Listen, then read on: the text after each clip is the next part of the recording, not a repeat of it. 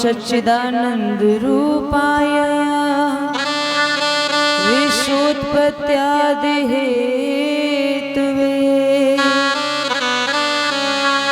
तापत्रय विनाशाय श्री कृष्णाय वयं नमः।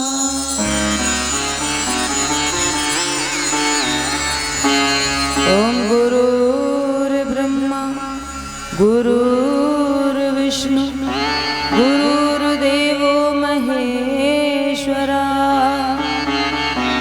गुरुर्साक्षात् परं ब्रह्म तस्मै श्री गुरुवे नमः। ओम सर्वमंगल मांगल्ये शिवे सर्वार्थसाधिके शरणे त्र्यंबके गौरी नारायणी नमोस्तुते। ओम या देवी सर्वभूतेषु शक्तिरूपेण संस्थिता नमस्तस्यै नमस्तस्यै नमस्तस्यै नमो नमः। ओम कर्पूरगौरं करुणावतारं संसारसारं भुजगेन्द्रहारं सदा वसन्तं हृदयारविन्दे भवं भवानी सहितं नमामि। ओम वसुदेवसुतं देवं कंसचारूढमर्दनं देवकी परमानन्दं कृष्णं वन्दे जगद्गुरु। कृष्णाय वासुदेवाय गोविन्दाय नमो नमः।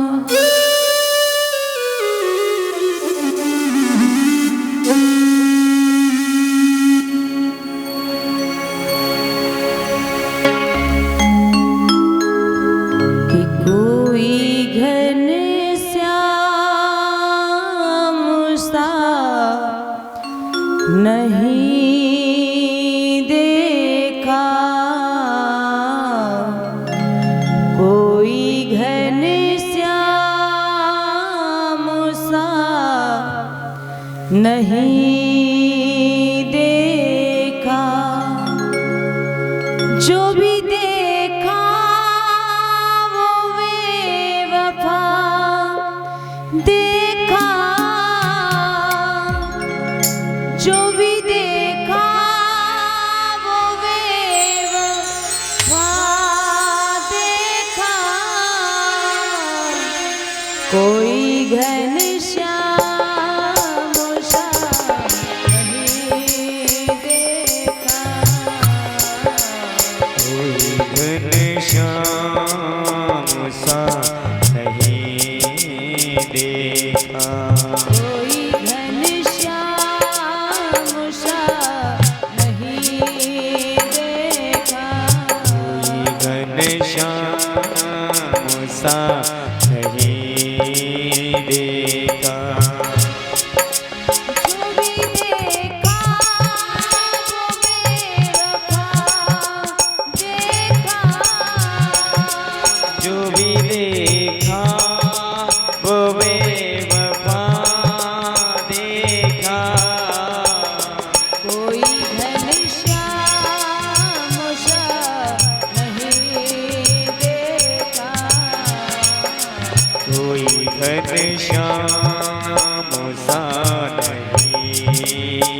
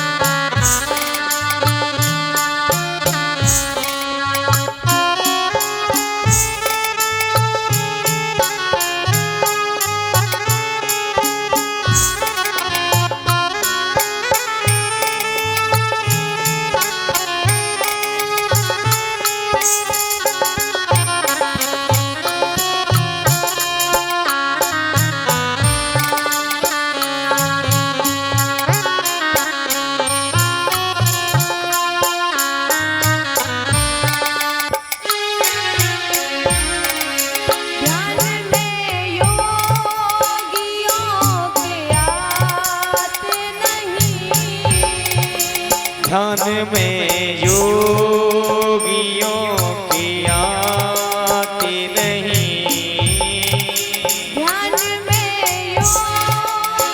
योगियों के आते नहीं, ध्यान में योगियों की आती नहीं। संग भक्तों के नाचते देखा, संग भक्तों की नाचते देखा, कोई घनश्याम सा नहीं देखा, कोई घनश्याम सा नहीं देखा।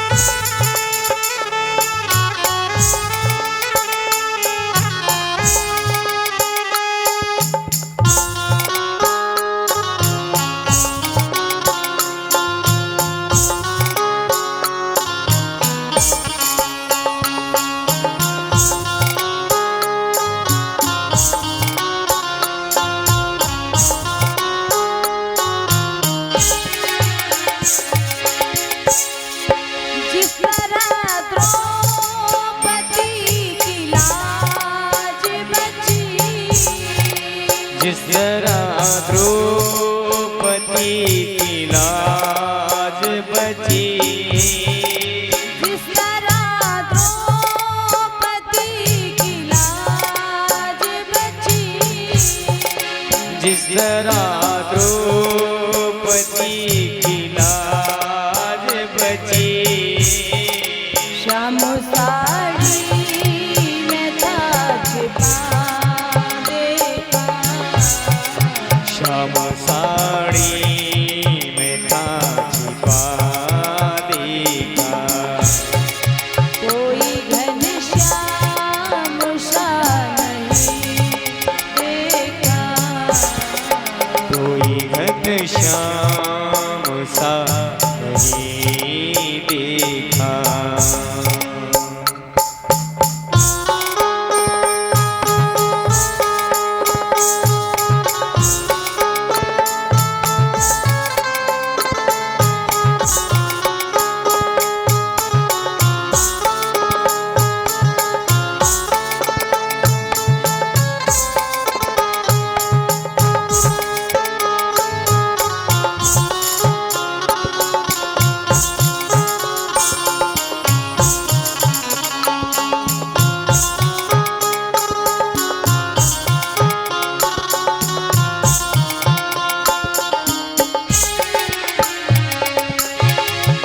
मैं भी आई हूँ आपके दर पर, मैं भी आई हूँ आपके दर पर, मैं भी आई हूँ आपके दर पर, मैं भी आई हूँ आपके दर पर। जब कोई आसरा नहीं देखा, कोई आसरा नहीं देखा, कोई घनश्याम सा नहीं देखा, कोई घनश्याम सा नहीं देखा। जो भी देखा वो बेवफा देखा, जो भी देखा वो बेवफा देखा।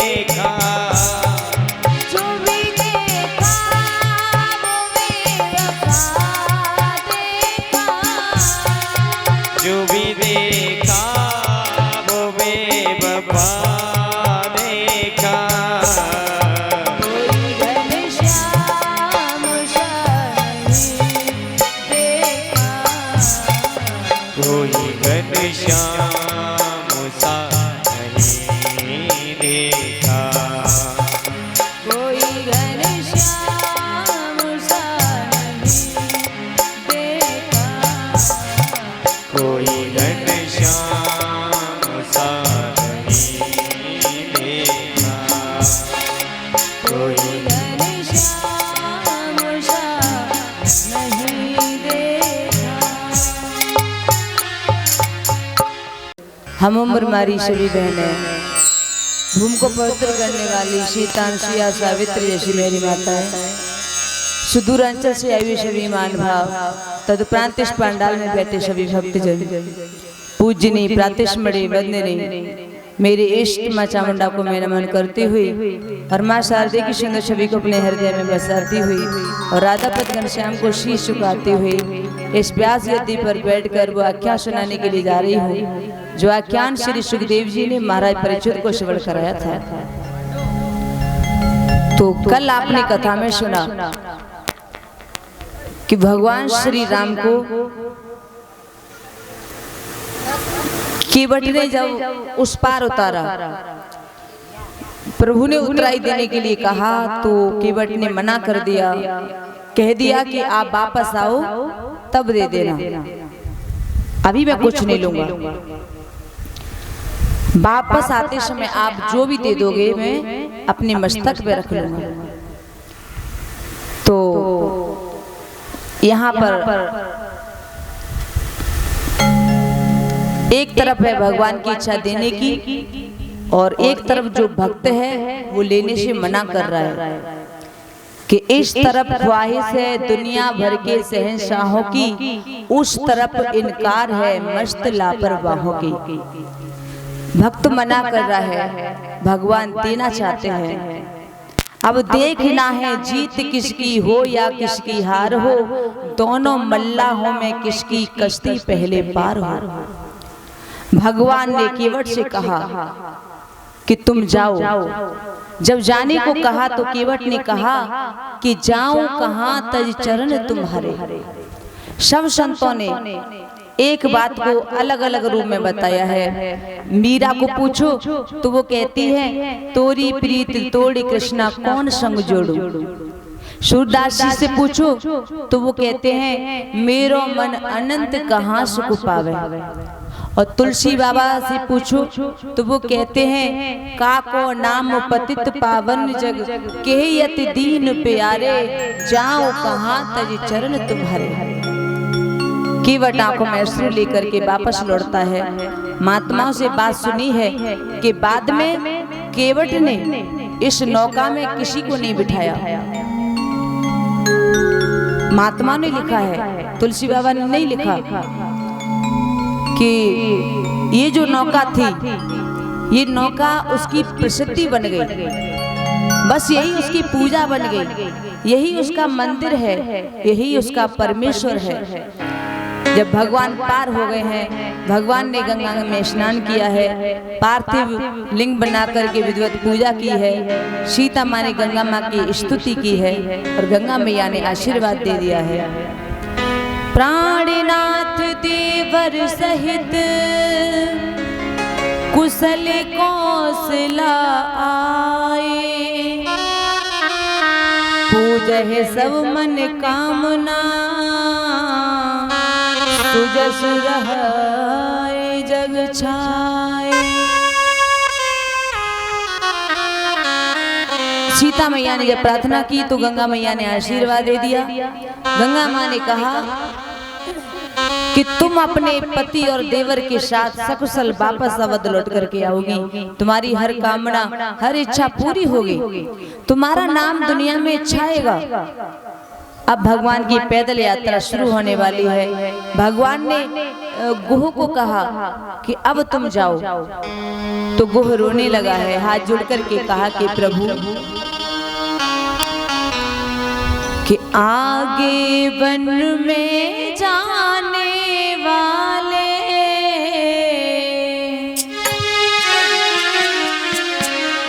हमको दर्शन देने वाले कि आगे वन में जाने वाले, हमको दर्शन देने वाले, हमको साथ लगा लो राम, हमको साथ लगा लो राम, हमको साथ लगा लो राम, हमको साथ लगा लो राम। आगे बन को जाने वाले, हमको दर्शन देने वाले, हमको साथ लगा लो राम, हमको साथ लगा लो राम, हमको साथ लगा लो राम, हमको साथ लगा लो राम।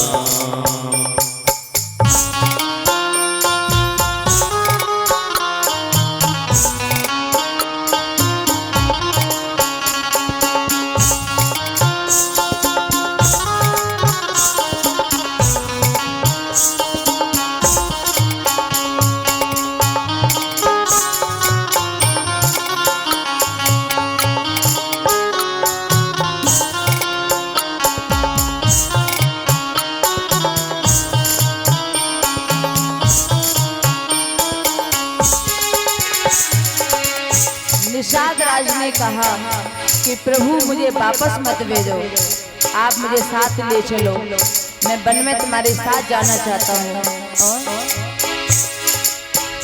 मैं साथ तुम्हारे जाऊं और वन की राह बताऊं, मैं साथ तुम्हारे जाऊं और वन की राह बताऊं, अपने लोग दिखाऊं और उनसे तुम्हें मिलाऊं, मैं अपने लोग दिखाऊं और उनसे तुम्हें मिलाऊं, मैं साथ तुम्हारे जाऊं और वन की राह बताऊं, मैं साथ तुम्हारे जाऊं और वन की राह बताऊं, मैं अपने लोग दिखाऊं और उनसे तुम्हें मिलाऊं, मैं अपने लोग दिखाऊं और उनसे तुम्हें मिलाऊं, जो है मेरी जाति वाले, जो है मेरी जाति वाले, हमको साथ लगा लो राम, हमको साथ लगा लो राम, हमको साथ लगा लो राम, हमको साथ लगा लो राम।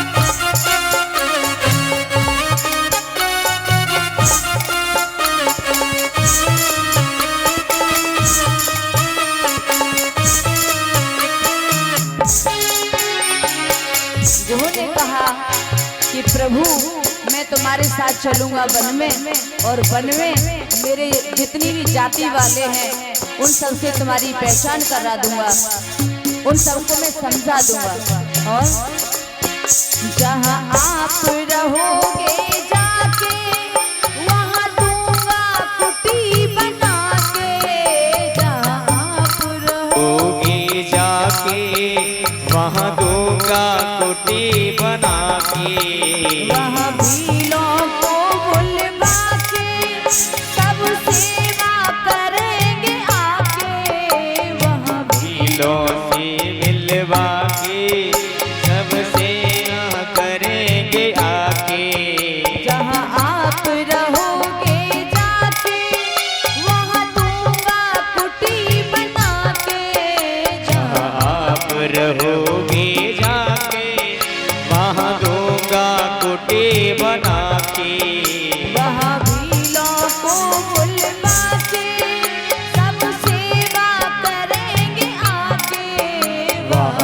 वकीलों को बुलवा के सब सेवा करेंगे आके। फिर जो आज्ञा करने वाले, जो आज्ञा करने वाले, फिर जो आज्ञा करने वाले, फिर जो आज्ञा करने वाले, हमको साथ लगा लो राम, हमको साथ लगा लो राम, हमको साथ लगा लो राम, हमको साथ लगा लो राम। आगे वन में जाने वाले, आगे वन में जाने वाले, हमको दर्शन देने वाले, हमको दर्शन देने वाले, हमको साथ लगा लो राम, हमको साथ लगा लो राम, हमको साथ लगा लो राम, हमको साथ लगा लो राम, हमको साथ लगा लो राम, हमको साथ लगा लो राम, हमको साथ लगा लो राम, हमको साथ लगा लो राम। हे प्रभु, आप वन में रहोगे, वहाँ पर मैं कुटिया बनवा दूंगा, वहाँ सभी मिलकर के आपकी सेवा किया करेंगे। उसके बाद आप जो आज्ञा कर दोगे मैं वही करूँगा, लेकिन अभी मुझे साथ ले चलो। भगवान ने जब गुहराज का प्रेम देखा, श्री राम ने गुहराज को साथ में लिया है और अवध से श्रृंगवेरपुर की यात्रा रथ में पूरी की और गंगा तट से उस तट की यात्रा नौका में पूरी की। अब प्रभु को पैदल चलना है। सीता जी कभी पैदल नहीं चली हैं, लेकिन आज वो पैदल चल रही हैं। भरद्वाज जी के आश्रम में जा रहे हैं। राम लखन गो और वैदेही प्रयाग पहुंचे हैं। गंगा यमुना सरस्वती का संगम है। अक्षय वट की परिक्रमा की है। माधव पूजा, प्रयाग के दर्शन करके महर्षि भरद्वाज के आश्रम में पधारे हैं। और भरद्वाज जी ने श्री राम को देखा तो आनंद की सीमा नहीं रही। भगवान और महर्षि आमने सामने प्रणाम कर रहे हैं। वाणी जिसका वर्णन ना कर सके उस सुख को अनुभव कर रहे हैं महर्षि भरद्वाज जी। भगवान ने भरद्वाज जी से पूछा, आप कुशल तो हैं? तो उन्होंने कहा कि जब तक जीव मन कर्म वचन से आपका ध्यान नहीं करता, आपका दास नहीं होता, तब तक जीव को शांति नहीं मिलती है, तब तक उसकी कुशलता नहीं है। और आपके दर्शन करने से हम धन्य हो चुके हैं। तो एक रात भगवान भरद्वाज जी के आश्रम में रहे। मुनि भरद्वाज भगवान के दर्शन करने के लिए नित्य कार्य से बाहर आए हैं। फिर भगवान ने भरद्वाज जी से पूछा कि महर्षि, अब यहाँ से आगे जाने का रास्ता आप दिखाएं, मैं कौन पंथ से जाऊं, किस रास्ते से जाऊं? तो देखो भाइयों, गुहराज संग में है। जो व्यक्ति साथ में रास्ता दिखाने के लिए चला है, उसके होते हुए भी भगवान ने महर्षि से रास्ता पूछा। तो क्या गुहराज को बुरा नहीं लगेगा कि क्या इनको मेरे ऊपर यकीन नहीं है? क्योंकि वो तो आया ही था रास्ता दिखाने के लिए। लेकिन भगवान यहाँ पर शायद हमको बताना चाहते हैं कि गुह, मेरे पीछे एक पथिक आने वाला है, उसको रास्ता तुम दिखाना, लेकिन मैं तो श्रुति सम्मत पंथ पर ही जाऊंगा। और इसीलिए भरद्वाज जी से पूछ लूं कि किस पंथ पर जाऊं। रामचरितमानस में भगवान ने 3 बातें 3 महात्मा से पूछ ली। भगवान ने रास्ता भरद्वाज जी से पूछ लिया, वाल्मीकि से रहने का स्थान पूछेंगे, और अगस्त मुनि से राक्षस वंश के विध्वंस का मंत्र पूछेंगे। तो ये प्रश्न उठता है कि भगवान ने रास्ता किसी और संत से क्यों नहीं पूछा, सिर्फ भरद्वाज जी से क्यों पूछा? तो भरद्वाज जी के परिचय में बालकांड में एक बड़ी प्यारी चौपाई है। बालकांड में भरद्वाज जी के बारे में लिखा है। भरद्वाज मुनि बसहि प्रयागा, भरद्वाज मुनि बसहि प्रयागा, तिनहि राम पद अति अनुरागा, तिनहि राम पद अति अनुरागा, तापसी समदम दया निधाना, तापस समदम दया निधाना, तापस समदम दया निधाना, तापस समदम दया निधाना, परमारथ पथ परम सुजाना, परमारथ पद परम सुजाना, भरद्वाज मुनि बसहि प्रयागा, भरद्वाज मुनि बसहि प्रयागा, तिनहि राम पद अति अनुरागा, तिनहि राम पद अति अनुरागा। बाबा जी ने कहा है कि भरद्वाज जी जो है वो परमार्थ के निष्णात है। भगवान कहते हैं कि जो परमार्थ का रास्ता दिखाए उससे ही रास्ता पूछना चाहिए, उससे ही पंथ पूछना चाहिए। जो परमार्थ का रास्ता दिखाए उससे ही पंथ पूछे, और जो स्वार्थ में निष्णात है, जो स्वार्थी है, उससे रास्ता नहीं पूछना चाहिए। तो प्रश्न ये उठता है कि रास्ते में जितने महात्मा भगवान को मिले क्या वो परमार्थी नहीं थे? तो जवाब है हाँ, वो परमार्थी तो थे, लेकिन वो सभी एक एक सरता के किनारे बैठे थे, एक एक नदी के किनारे बैठे थे, और भरद्वाज जी 3 नदियों के संगम पर बैठे हैं। तो रास्ता ऐसे संत से पूछा जाए जिनके जीवन में ज्ञान, भक्ति और वैराग्य का संगम हो, क्योंकि एक नदी पर बैठने वाला, ज्ञान के तट पर बैठने वाला ज्ञान की बात करेगा, भक्ति की आलोचना करेगा। भक्ति के तट पर बैठने वाला भक्ति की बात करेगा, वो ज्ञान की आलोचना करेगा। वो कहेगा कि केवल तत्व ज्ञान में डूबे रहो। कर्म का सिद्धांत मानने वाला ज्ञान, भक्ति सब छोड़ने के लिए कहेगा। उत्तरकांड में ये पाया गया है, भुसुंड जी ने लोमस से कहा कि आप मुझे सगुण भक्ति का ज्ञान दें।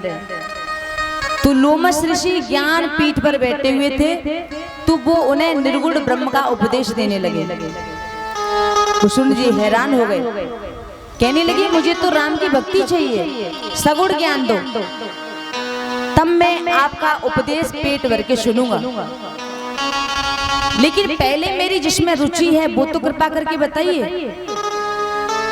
कागभूषण जी ने कहा था कि राम भगत जल मम मन मीना, किम विल गाय मुनीष प्रवीणा, सोई उपदेश कछो करे दाया, निज नयनन देखो रघुराया। राम भक्ति जल है, मेरा मन मछली बन चुका है, उसे तुम कैसे विलक कर दोगे?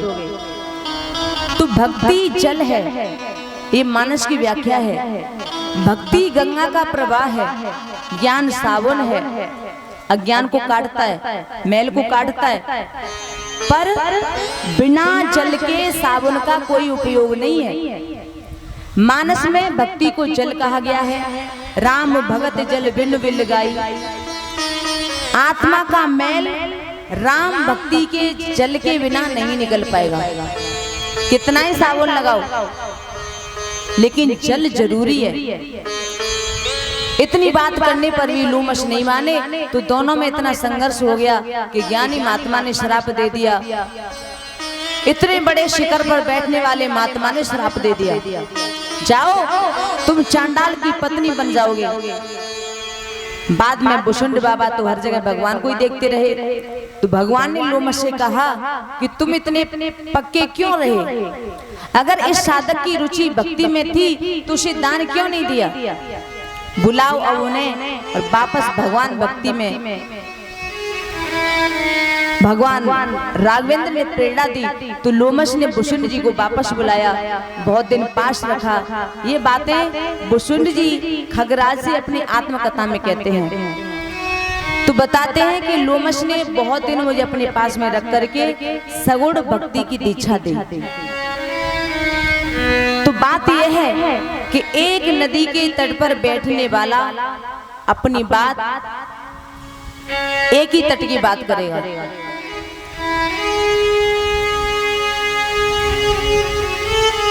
अपनी बात को बार बार मानस पर ठोकने की कोशिश करेगा। तो जिस संत में हिमालय जैसा ऊंचा ज्ञान हो, कमल की तरह जिसका वैराग्य हो, तटस्थ असंग निर्लेप ऐसे भरद्वाज जी से ही उन्होंने रास्ता पूछा। पर ऋषि ने रास्ता दिखाने को बुलाया अपने शिष्यों को। भगवान के साथ उन्होंने 4 शिष्य भेजे कि प्रभु को रास्ता दिखा करके आओ। तो 4 शिष्यों के पीछे पीछे भगवान चलने लगे हैं। चारों ऋषि चलने लगे। तो बताया गया है मानस के माध्यम से कि संत वो है जो कि अपना नया पंथ ना बनावे, जो वैदिक पंथ है उसे ही अपना करके दूसरों को बतावे। 4 शिष्य यानी 4 वेदों के प्रतीक, 4 शिष्यों के मार्गदर्शन पर भगवान चले हैं। तो ऋषि का धर्म है कि वैदिक पंथ पर चले, अपना पंथ पैदा ना करे। आजकल तो भैया पता नहीं कितने पंथ तैयार हो गए हैं,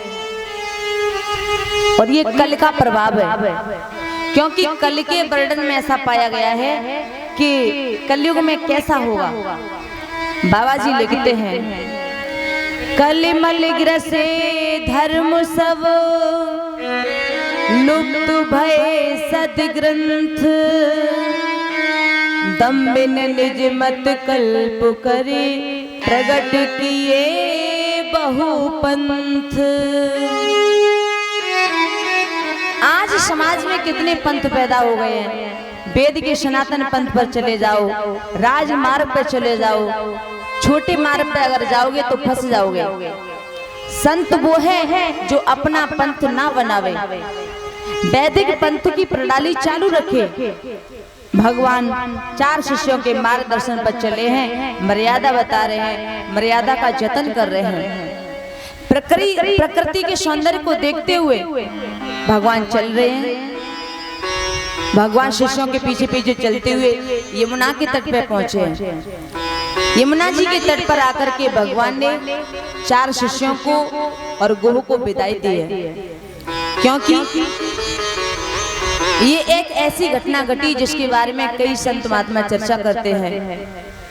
भगवान को रास्ते में कई लोग मिले और कई लोग मिलने भी आते हैं। जहां भी भगवान जाते हैं तो वहां पर भीड़ एकत्रित हो जाती है भगवान को देखने के लिए। श्री सुखदेव समझाने लगे, हे राजा,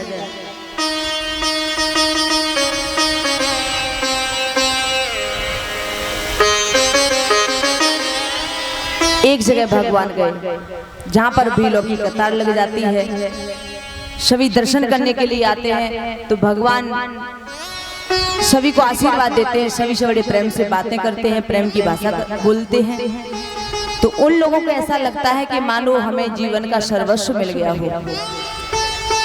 अब कुछ महात्मा आते हैं, उन्होंने भगवान से चित्रकूट आने का निमंत्रण दिया। अब भगवान चित्रकूट के लिए आगे चल रहे हैं, लक्ष्मण जी उनके पीछे पीछे चल रहे हैं और सीता मैया बीच में चल रही हैं। तो कैसा लग रहा है, उभय बीच से सोहत कैसे, ब्रह्म जीव विच माया जैसे। तो ब्रह्म और जीव के बीच माया जैसे चल रही हो। और भैया माया हमेशा ब्रह्म के पीछे चलती है और जीव हमेशा माया के पीछे चलता है। अगर जीव को ईश्वर का दर्शन करना है, जीव ईश्वर का दर्शन करना चाहता है, लेकिन हमेशा माया बीच में आ जाती है और इसीलिए हमें राम के दर्शन नहीं हो पाते, राम दिखाई नहीं देते। तो लखन जी सीता जी से ये तो नहीं कह सकते थे कि मैया आप बीच में से हट जाओ, क्योंकि वो उनकी माँ है। तो लखन ने एक अच्छा उपाय निकाला कि सीता जी हट जाए, इससे अच्छा है कि मैं ही हट जाऊं। लखन जी कभी इधर चलते हैं, कभी उधर चल देते हैं। उसमें लखन जी को दो लाभ होते हैं, एक सीताराम के दर्शन भी होते जा रहे हैं, माया भी बीच में बनी रहे और राम जी के भी दर्शन होते रहे। तो ऐसे लखन जी पीछे पीछे चले जा रहे हैं, यात्रा आगे को बढ़ रही है, गांव गांव परमानंद फैलने लगा है। चारों ओर से लोग उमड़ पड़ते हैं दर्शन करने के लिए। जिस गांव के नजदीक भगवान निकलते हैं तो लोगों की कतारें भगवान को दर्शन को खड़ी हो जाते हैं, उमड़ने लगते हैं। लखन के रूप को देख करके नर नारी आंखों में आंसू भर लाते हैं। कितने सुंदर हैं बेचारे, कभी इन्होंने धूप नहीं देखी होगी, कभी ऐसे नंगे पैर चले नहीं होंगे, तो फिर कितना कष्ट आ पड़ा है। ऐसा सोच सोच के लोग आंखों में आंसू भर लाते हैं। एक गांव के पास से भगवान गुजर रहे थे और बहुत से लोग भगवान के दर्शन के लिए वहां पे आ गए। बाबा जी लिखते हैं कि कोई उस वक्त नृत्य करने लगा, तो कोई पानी लेकर के आया, कोई वृक्ष के नीचे जगह साफ करने लगा, कोई बिछौना बिछाने लगा, कोई फल फूल लेकर के आया। सबने अपने अपने भाव के अनुसार भगवान को जो कुछ जिसके पास था वो समर्पित किया है। भगवान ने सोचा कि यहाँ पर थोड़ी देर बैठना चाहिए, थोड़ी देर विश्राम करूं। लोगों का बड़ा अच्छा भाव है, सीता भी थक गई है, लक्ष्मण भी थक गया है, तो ये कहेंगे तो नहीं, लेकिन थोड़ा मुझे ही सोचना चाहिए। तो श्री राम जी वहां विश्राम करने लगे, बैठ गए हैं। तो सीता मैया बैठ गई तो वहां पे गांव की महिलाएं आ जाती हैं, माता बहनें आ गई। और जब माता बहनें आ गई तो सीता मैया माता बहनों के पास में जाकर के बैठ गई, महिलाओं के पास में बैठ गई। जिधर पुरुष बैठे हैं वहां पे राम लक्ष्मण बैठ गए, जिधर स्त्रियां बैठी है वहां पे सीता मैया जाके बैठ गई है।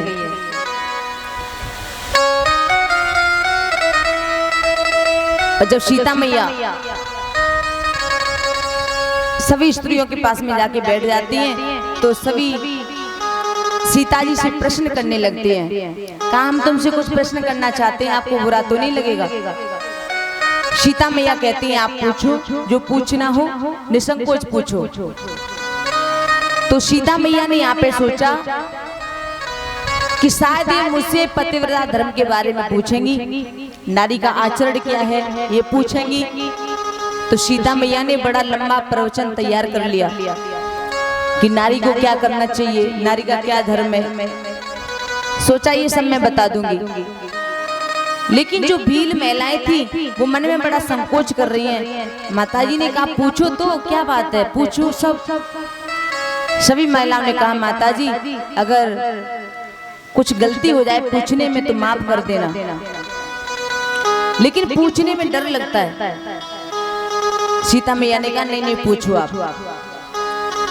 तो ग्रामीण महिलाओं में से एक महिला ने कहा कि माताजी हमारा सिर्फ आपसे एक ही प्रश्न है कि ये जो राजकुमार है ना सामने, ये आपके कौन लगते हैं?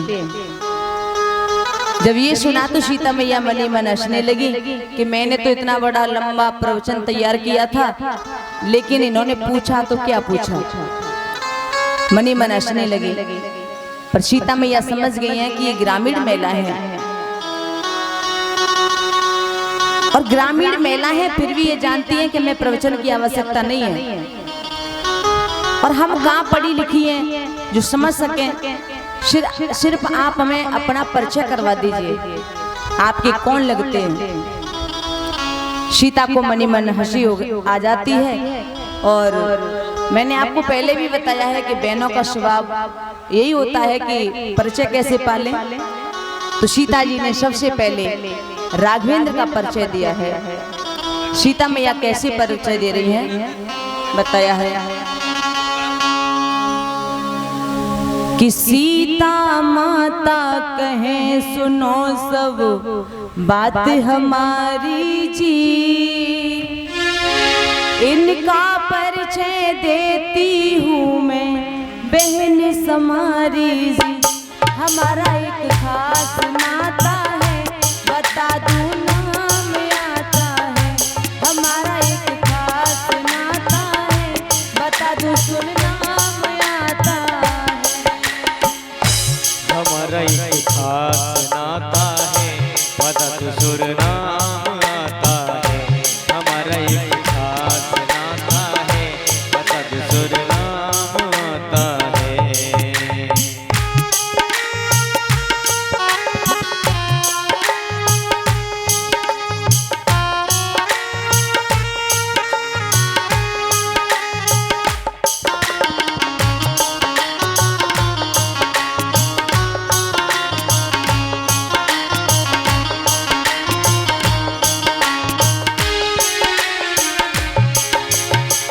सीता मैया ने उन महिलाओं से कहा कि आप सभी उनका परिचय जानना चाहती है ना, तो ध्यान से सुनो।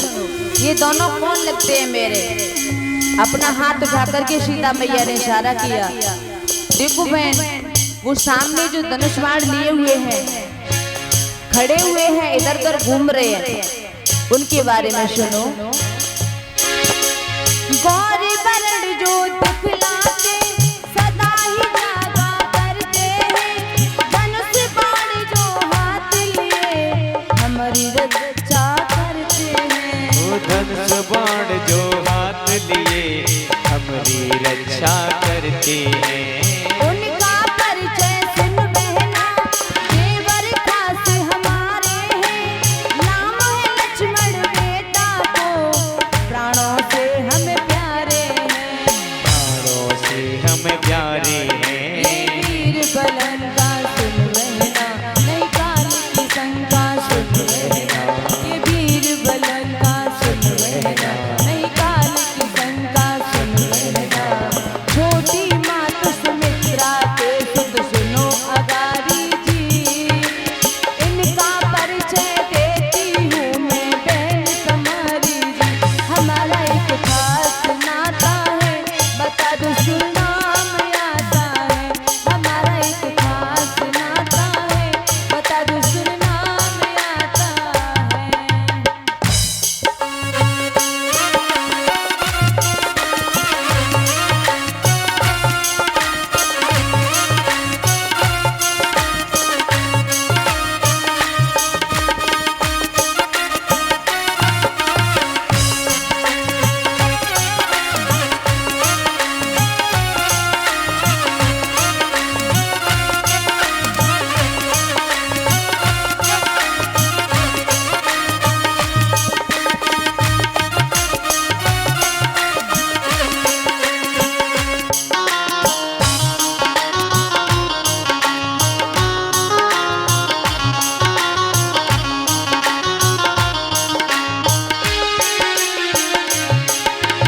सीता माँ ने कहा कि जो गोरे गोरे हैं, जिनका गौर वर्ण है, तेजस्वी मुख है, हमारी रक्षा करना इनका काम है। इनका नाम है लक्ष्मण, जो हमारी छोटी माता सुमित्रा के पुत्र हैं। ये इतने महाबली हैं कि काल से भी नहीं डरते। ये मेरे देवर हैं लेकिन मेरे पुत्र के समान हैं। और अब सीता मैया राम जी का परिचय देते हैं। कैसे? राघव का जब पता दिया माँ ने घूंघट सरकाया। माँ ने लज्जित हो करके राम का परिचय बतलाया।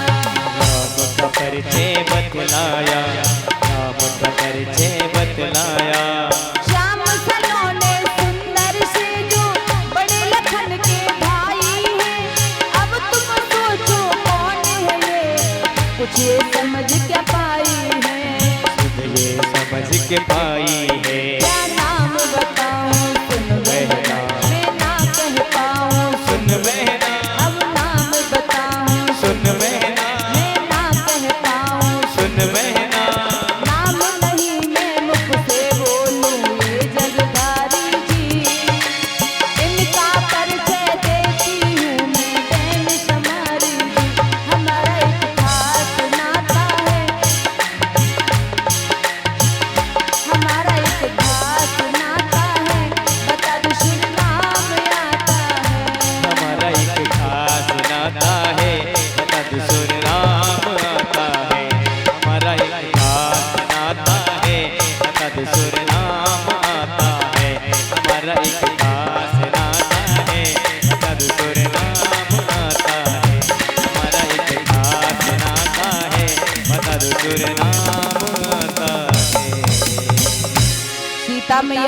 राघवेंद्र का परिचय दिया तो ऐसा लिखा है कि उस वक्त सीता मैया ने अपना घूंघट नीचे को सरका लिया।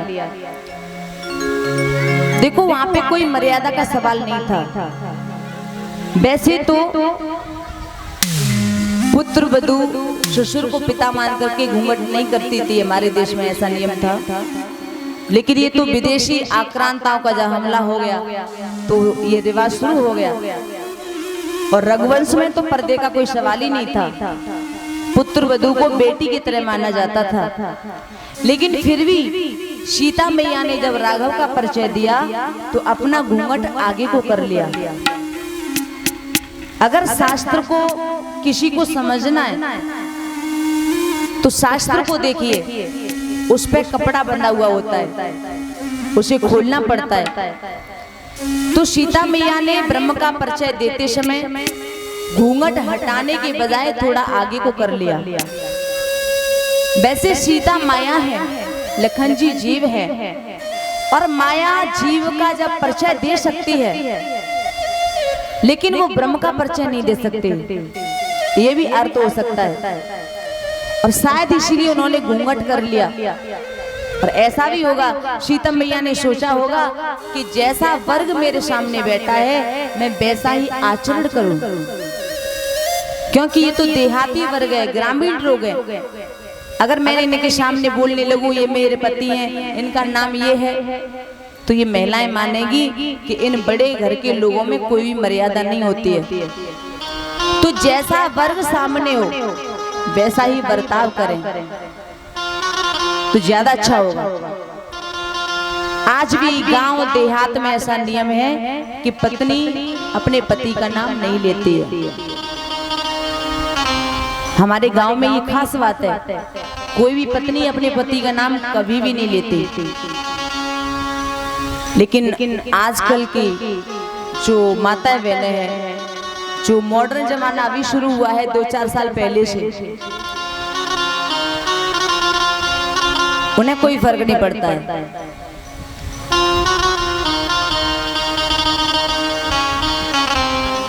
आजकल तो भैया पति से ऐसे बात करती हैं जैसे बच्चे से बात की जाती है। समाज बिल्कुल बदल गया है। ये तो पहले की बातें थी कि लोग बहुत ज्यादा मर्यादा में रहते थे। एक बात मुझे याद आ गई। एक माता अपने दोनों बच्चों को लेकर के अस्पताल में गई। बच्चे कुछ बीमार थे तो वहां डॉक्टर के पास गई तो सब देखभाल में लग गई हैं। तो डॉक्टर बहन जी ने कहा कि बच्चों के पिता का नाम लिखवाओ। तो अब्बू बहन जी अपने पति का नाम कैसे लें? तो माँ ने बेटे से कहा, बेटा तुम पिताजी का नाम लिखवाओ। तो छोटे बेटे ने एकदम कह दिया कि बिल्कुल मत लिखना। डॉक्टर ने कहा क्यों नहीं लिखें? बच्चा कहने लगा मेरे पिताजी का नाम लिखवाने जैसा नहीं होगा, तभी तो माताजी नहीं बोल रही हैं, नहीं तो यही बता देती। तो हमारे गांव में जो पुराने लोग हैं, पूर्वज हैं, उनका ये नियम था कि वो माताएं अपने पति का नाम नहीं लेती थी, आज भी नहीं लेती हैं।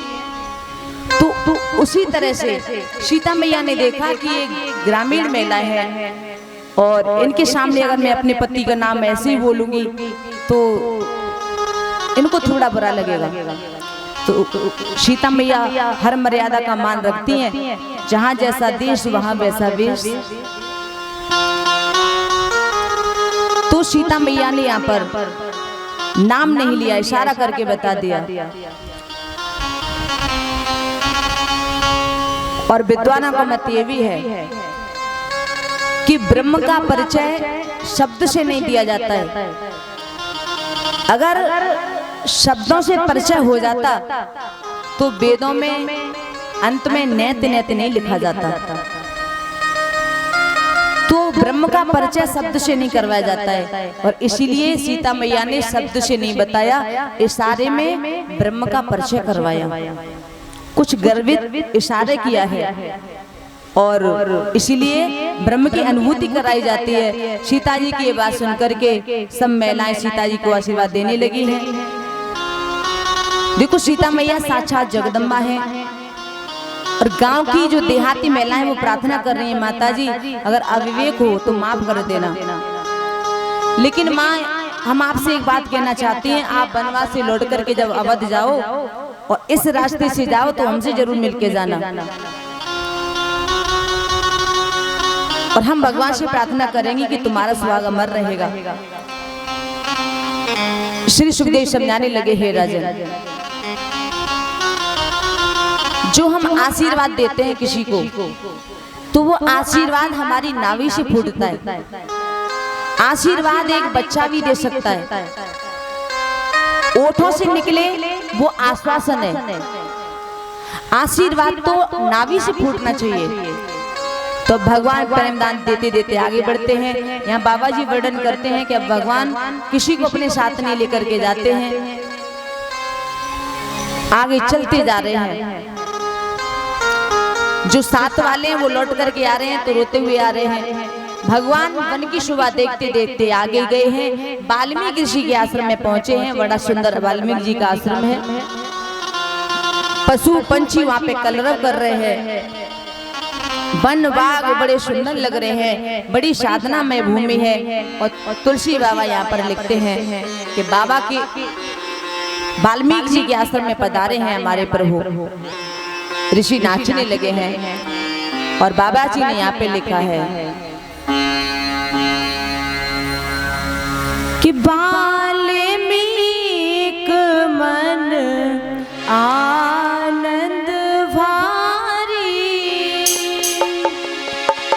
वाल्मीकि मन आनंद भारी, वाल्मीकि मन आनंद भारी, मंगल मूरत नयन निहारी, मंगल मूर्ति नयन निहारी, तब कर कमल जोरी रघुराई, बोले बचन श्रवण सुखदाई, तब कर कमल बोल रघुराई, बोले बचन जोर रघुराई, तुम तिरकाल दर्शी मुनिनाथा, विश्व दर्जन तुम्हारे हाथा, श्री राम जय राम जय जय राम, श्री राम जय राम जय जय राम,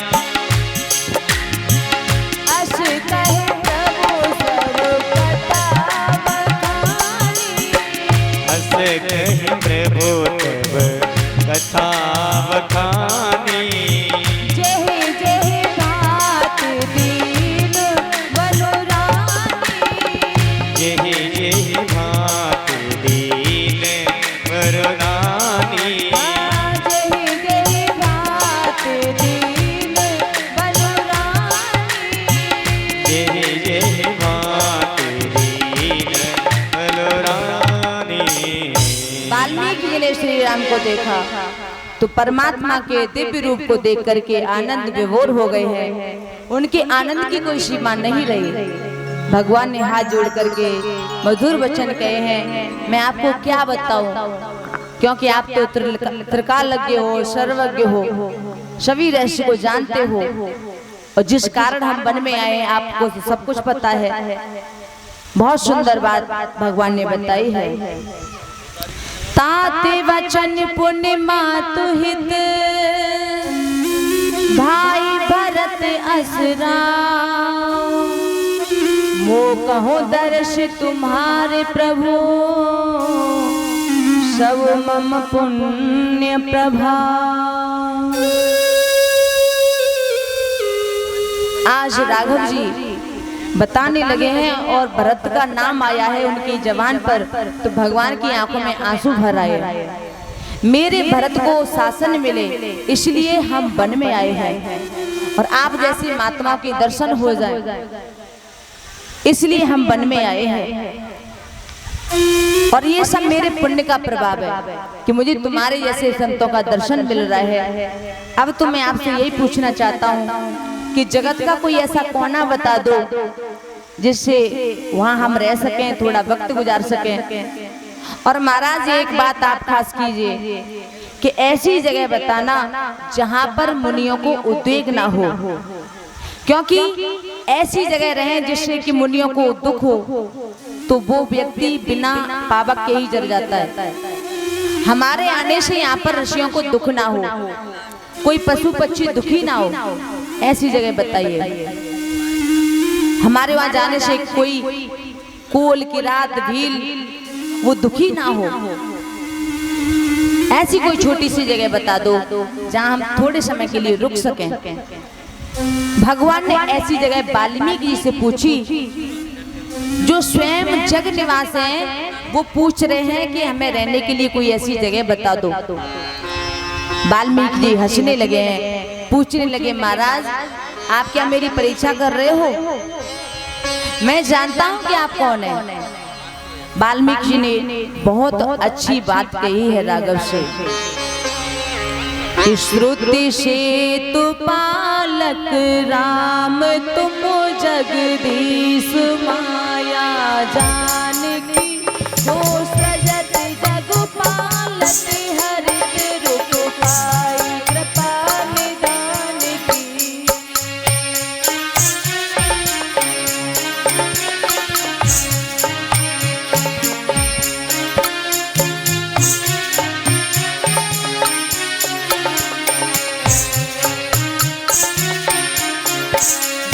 सहस सीसु अहिसु महिधर रखनु सचराचर गनि, सुर काज धरि नर राज तनु ये चले दलहले। सुर काज धरि नर राज तनु दल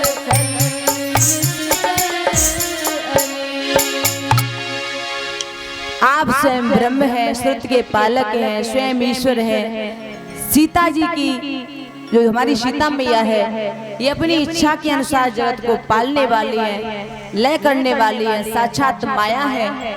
और जो आपके साथ हैं शेष अवतार है, देवताओं के कार्य के लिए, राक्षसों को मारने के लिए आप ये अवतार लेकर के आए हो। तुम्हारा जो रूप है वो अगोचर है, बुद्धि से परे है। तो देखो परमात्मा बुद्धि से परे होता है, आपकी विगत देनी मुश्किल है। आप अखत हैं, अपार हैं, वेद भी जिसका वर्णन ना कर सके तो प्रभु आपको कौन जान सकता है। महाराज मैं तो यही जानता हूं कि आप ही पूरी सृष्टि को नाच नचाने वाले हो, आप ही सभी सृष्टि को चलाने वाले हो, और कोई भी आपके मर्म को नहीं जान पाता है। आपको तो वही जान सकते हैं जिनको आप जनाना चाहते हो। तो देखो परमात्मा का जिस पर अनुग्रह हो जाए वो ही जान पाता है परमात्मा के बारे में, और कोई नहीं जान पाता। श्री सुखदेव समझाने लगे, हे राजा, जब वाल्मीकि जी ने कहा कि आप ही पूरी सृष्टि में समाये हुए हो, कड़कड़ में तुम्हारा वास है, लेकिन फिर भी आप मुझसे पूछना चाहते हो कि कौन सी जगह मैं आपको बताऊं जहां पे आप रहे, तो मैं आपको एक स्थान बताता हूं। तो आइए अब चित्रकूट में प्रवेश करते हैं। तो चित्रकूट का नाम वाल्मीकि जी की जबान पे आया है, और वाल्मीकि जी ने स्पष्ट शब्दों में कह दिया कि महाराज आप ऐसा करें, चित्रकूट की ओर जाएं। चित्रकूट बड़ा प्यारा प्रदेश है, बड़ी साधना की भूमि है, वन संपत्ति बड़ी रमणीय है। वाल्मीकि जी बताने लगे हैं चित्रकूट के बारे में। चित्रकूट गिरि का राहुने वासु, चित्रकूट गिरि करहे निवासु,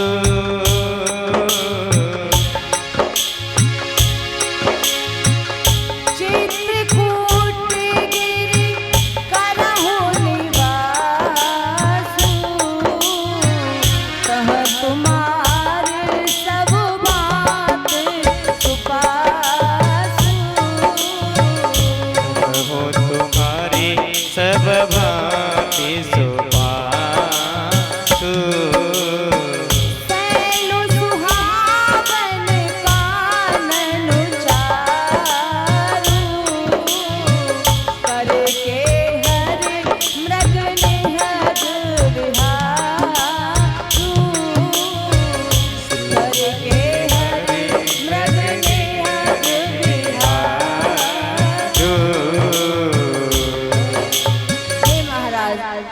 आप चित्रकूट में जाकर के बस जाइए, वहाँ पे निवास कीजिए। वहाँ के लिए आपकी सब प्रकार की सुविधा है।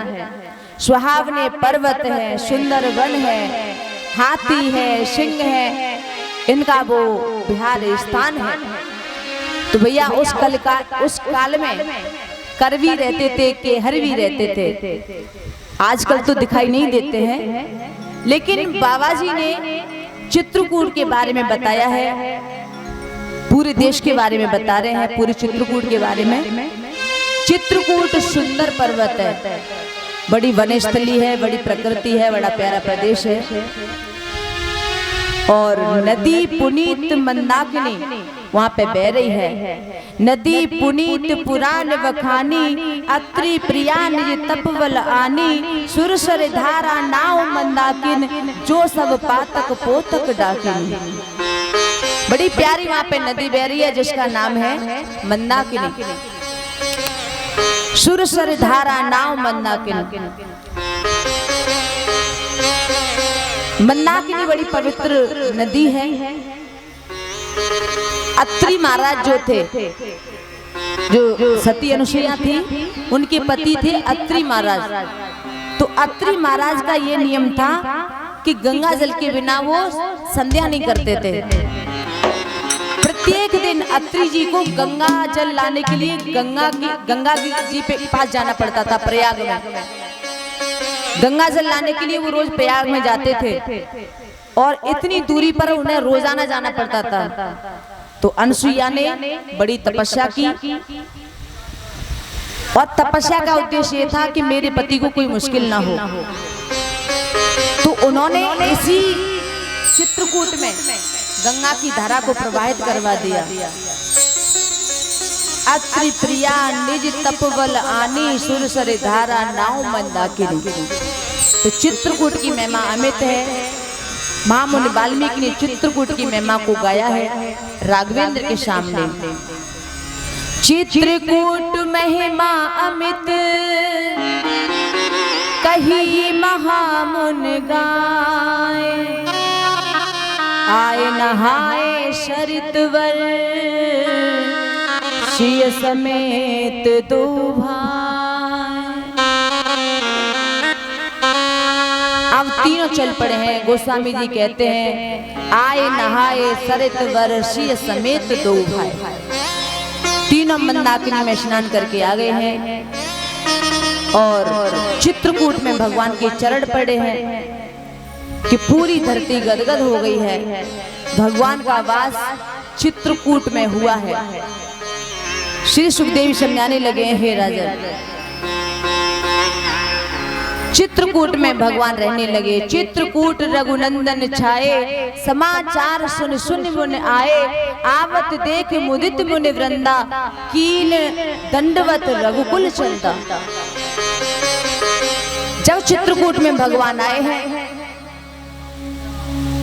तो जितने भी मुनि वृंद वहां पे रहते थे वो दौड़ दौड़ करके आने लगे हैं।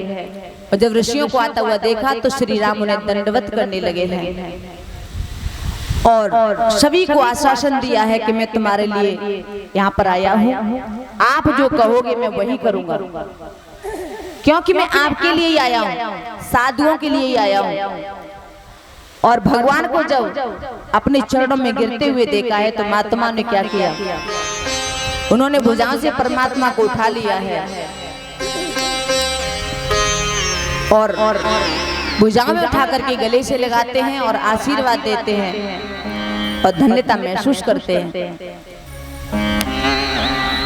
महात्मा चल पड़े हैं। फिर भगवान ने देखा मुड़ करके तो देवता लोग खड़े हैं, तो देवताओं को भगवान ने दंडवत नहीं किया है, क्योंकि भगवान जानते हैं ये देवता जो है ये स्वार्थी है। अभी आए हैं प्रणाम करने और मेरा भरत आएगा तो ये बीच में रोड़ा लगाएंगे, बाधा डालेंगे। तो देवताओं को हाथ जोड़ दिए, देवताओं ने हाथ जोड़े तो भगवान ने भी हाथ जोड़ लिए हैं। फिर वहां पे तीसरा वर्ग आया। ये तीसरा वर्ग ना स्वार्थ का पता है, इसे कुछ भी पता नहीं है, ये तो केवल पेट भरता है। लेकिन इतना ज्ञान उन्हें जरूर हो गया कि ये जो आए हैं